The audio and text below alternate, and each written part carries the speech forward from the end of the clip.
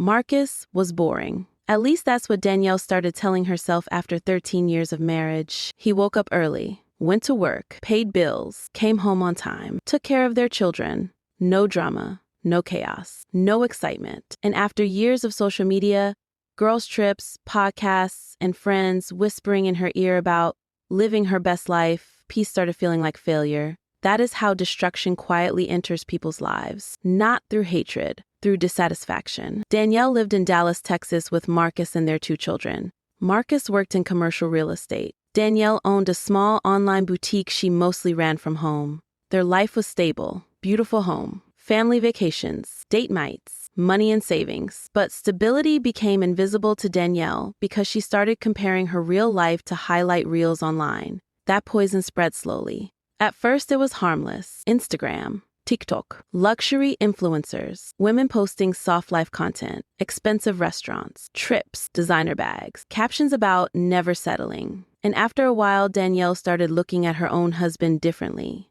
Not because Marcus changed, because her expectations changed. Now normal life felt unimpressive. Marcus noticed the emotional distance before he understood it. Danielle became colder, more irritated, less affectionate. Conversations became shorter. Everything he did suddenly felt insufficient. That confuses a lot of men, because they think, if I'm faithful, stable, and responsible, that should be enough. But modern attention culture changed what many people value emotionally. Consistency stopped feeling exciting, peace stopped feeling attractive, and chaos started getting romanticized online. Danielle's friends made it worse, especially one friend named Renee, who had recently gotten divorced and spent every weekend posting pictures from clubs, rooftop bars, and vacations with wealthy men. Renee constantly told Danielle, "You sacrificed your best years playing wife. You deserve excitement. You're still attractive. Marcus is holding you back." That kind of influence destroys more relationships than people realize, because unhappy people often recruit company. Eventually, Danielle started emotionally checking out of her marriage completely. She became obsessed with attention again, posting more pictures, dressing differently, going out more often. And men responded immediately. Messages, compliments, invitations. That attention felt intoxicating, especially after years of predictable married life. And once somebody becomes emotionally addicted to outside validation, home starts feeling emotionally dull. One night, Danielle told Marcus she needed space. That phrase destroys more marriages than people admit, because space usually means somebody already started imagining life without you. Marcus tried to save the marriage. Therapy, trips, communication, patience. But Danielle already convinced herself she was settling for less than she deserved, so she left. At first, it felt amazing. Freedom, men lusting after her, luxury dates, trips, men spending money. Social media loved it. Her comments filled with, "You're glowing. This is the happiest you've ever looked. Level up, queen." That online validation reinforced her decisions psychologically.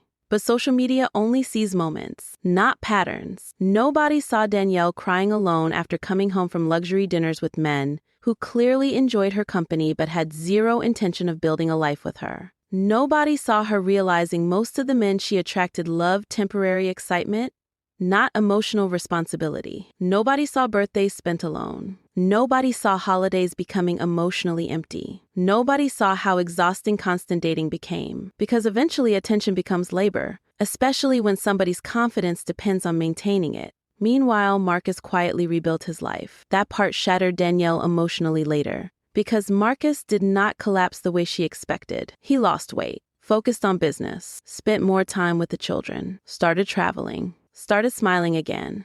And eventually, Marcus met another woman, a calm woman, a grounded woman, a woman who appreciated stability instead of resenting it. That changed everything psychologically for Danielle, because now the man she viewed as boring suddenly became valuable once another woman appreciated him. That happens more often than people realize. People overlook peace until somebody else recognizes its value. The hardest moment came one evening when Danielle saw Marcus and the new woman together at one of their daughter's school events. They looked peaceful, comfortable, connected. And for the first time in years, Danielle felt panic, real panic, because she suddenly realized something devastating. Marcus was not the problem. Her dissatisfaction was. And by then, the life she walked away from no longer belonged to her. Now let me ask you something. Where are you listening from? And how many people destroy stable relationships because modern culture convinced them excitement matters more than peace? Because one of the coldest truths in life is this many: people only recognize emotional safety after they lose it. Subscribe to the Let Me Pull Your Coat podcast for more bonus episodes like this. And don't forget to subscribe to True Tales from the Let Me Pull Your Coat podcast on YouTube. Because not every bad decision destroys your life immediately. Sometimes it waits until somebody else happily replaces you.